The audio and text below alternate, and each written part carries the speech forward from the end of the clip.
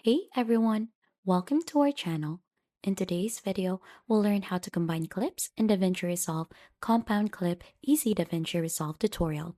So for us to be able to begin, just go ahead and add in first in here onto your timeline the two videos that you want to go ahead and combine.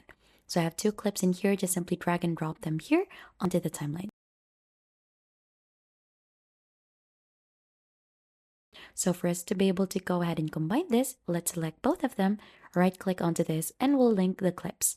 As you can see, if you move the clip in here, it will go ahead and move both of the clips. So if you choose the other one, it will also move the other one. But for us to fully combine this, so since this one is linked already, just click onto this and then right click and click on new compound clip.